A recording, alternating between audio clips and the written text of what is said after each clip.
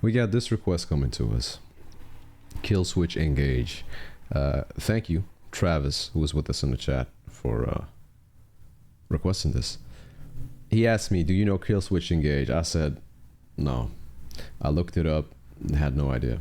Checked out like a catalog list of their songs. I said I don't recognize anything. So here we are. The End of Heartache, Resident Evil version. Okay. Subscribe, like. Is this for one of the movies, perhaps, or the video games? I like Resident Evil. Support the original. Let's go.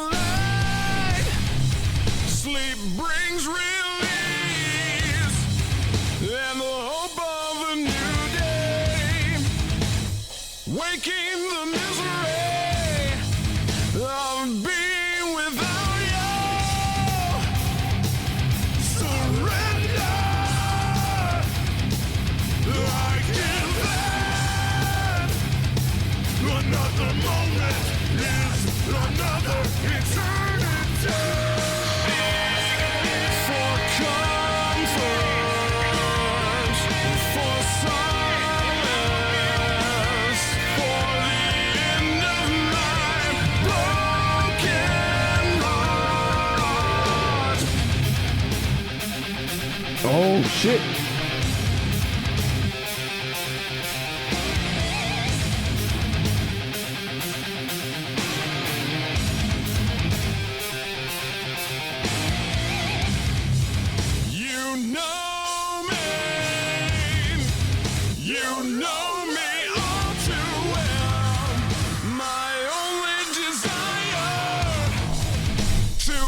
Okay.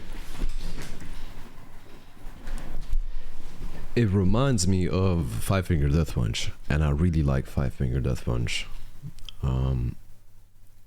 Very masculine sounding vocalist. I like that. For me, the vocalist is so important. You know, it's a full package, of course, but I steer a lot towards the vocalists. If I listen to a band, everything can be fantastic, but I don't like the vocalist, I won't listen to it. I'll still appreciate it, of course, and, you know, be respectful and all that. Yeah, but I'll just let you guys know, like, oh, this isn't for me. As you guys know, I say it all the time with certain things, right? But this vocalist, I think, is really good. Travis said he is classically trained, just like David from Disturbed. I can tell with how solid he sounds. The pattern makes you think a bit of Black Veil Brides. I can hear that in the drums and the riff. I can hear that. Yeah, I know what you're talking about. Somebody else said, I'm surprised AR never heard it. So it could be because of this, right? I've been thinking about this too. People forget this, or people don't know this. I'm not from America. I'm from Belgium, which is a little country in Europe. Growing up in Belgium. I grew up early 2000s. Before YouTube came around, which was 2006-07, and music wasn't even really the thing in that time. It's only like late 2000s or 2010s when it started to really get on YouTube and stuff.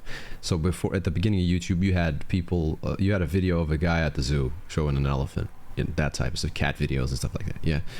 Before that, my musical influence was based on what my dad showed me. And even then, if I didn't have that, it would be even less, because he showed me Black Sabbath, well, he was playing it when I was a kid. Manowar, Black Sabbath, Deep Purple. He had CDs, Eminem, Slim Shady LP, Marshall Mathers LP, The Eminem Show, Encore. Later on, he got Encore. Or I don't remember, man. I think I was 10 and I asked for it and he got it for me. So that's how I started listening to Eminem, who's one of my favorites of all time. 50 Cent, Get Rich or Die Trying, he had the album. Snoop Dogg, Doggy Style, he had the album. Dr. Dre's album, 2001, and The Chronic, he had the albums. Maroon 5, that with the with This Love, songs about Jane, he had the album. There was no, we didn't watch MTV, we didn't have it. I don't know if MTV Europe existed, probably, we just didn't have that channel. So you have to realize that my upbringing was from an outsider of American culture. I consumed American culture through music and YouTube, mainly later around the 2010 era, when I started to look up music, and then I came across Black Veil Brides, Asking Alexandria, all them bands. Linkin Park I knew of course. And this is the other point I'm gonna make. Certain groups and artists are so big that they are international. Eminem, 50 Cent, Linkin Park, Michael Jackson. You know, like, these are 4 examples I'm giving. Usher as well. Justin Bieber too, but you know, that music, that's later too. That's like 2010 something. But let's say those 5, right? They were all over the place. Radio, it doesn't matter what country it's in. They're played in India, China, they're played everywhere.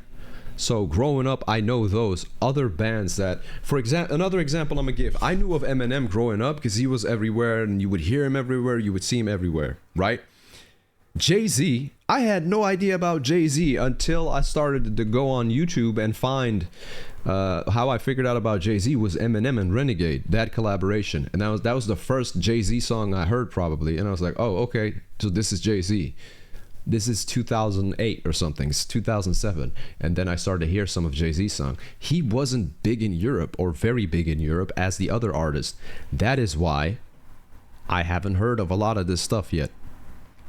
Unless I checked it out myself while diving into the YouTube rabbit hole, checking out mixtapes of these artists or songs and bands, coming across certain bands. As I said, Asking Alexandria, Black Veil Brides, like, I came across those bands while seeing one of their music videos, being like, oh, I like this, let me hear more of that stuff, going down the rabbit hole. Now, in 2025, it's different. Because of social media, because of distribution platforms, Spotify, because of YouTube is the biggest one.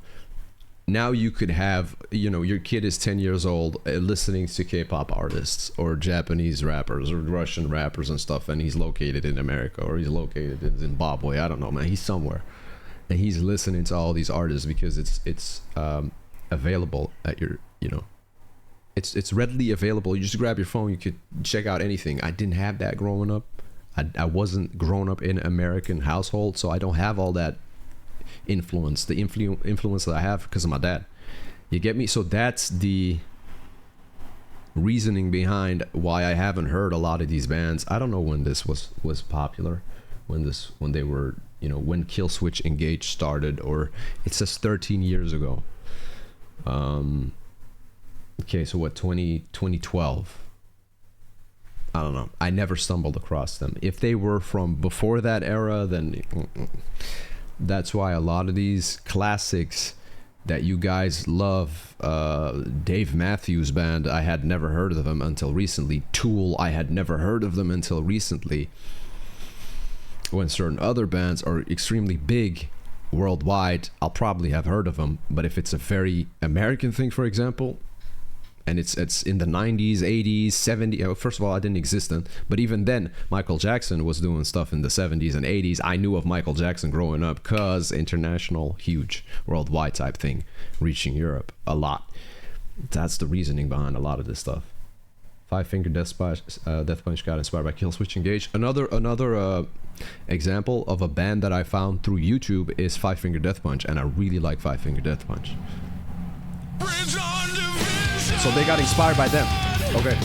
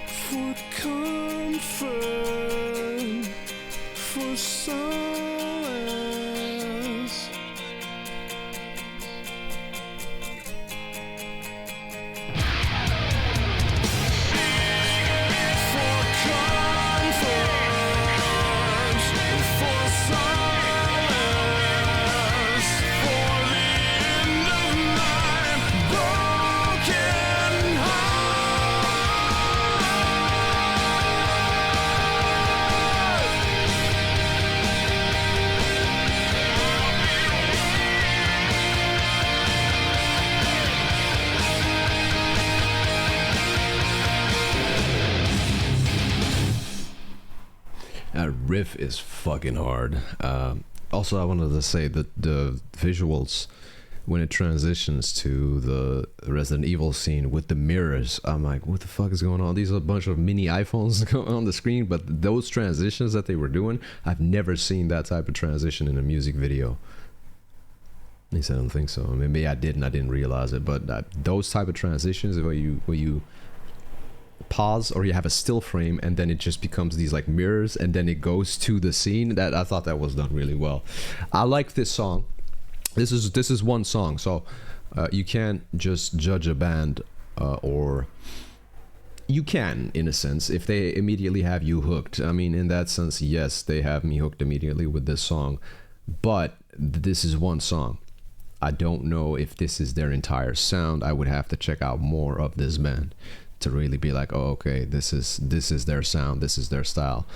Usually you listen to an album completely from start to finish to really get an idea of the band, and even then it could be an album that is later on in their career where they've matured more and it's very different to the early days. Linkin Park is a perfect example. Hybrid Theory is way different than an album released in 2017. There's a big difference, and even then the albums in between, there's variety in that too. Another example is what was the trip? There was a band that did progressive rock or progressive metal, and they made a trip hop album. And Archive, very, I think, underground. Not a lot of people know about Archive, but they have a distinct sound. And then they made an album, which I think was in the 90s. Again, found it through live streaming, YouTube, social media, live streaming. Somebody sent it through, listening to it, still listen to it to this day. They have an album about just the trip hop genre, which is slower, which is down tempo, hip hop, more chill, relaxed, singing in between, and some rapping, stuff like that. But yeah, music is interesting, and music is universal, especially in this day and age. It's very universal because it's just available at your fingertip. You have smartphones now that can play any song in the world as long as it's somewhere on the internet. You didn't have that 2 decades ago, or even shorter, 15 years ago. Trip hop is trippy hip hop in a sense. Trip hop is mainly down tempo, slower BPM, and trippy, chill. It's hard to explain. Trip hop. You gotta check it out. You gotta be tripping while listening to trip hop to understand it.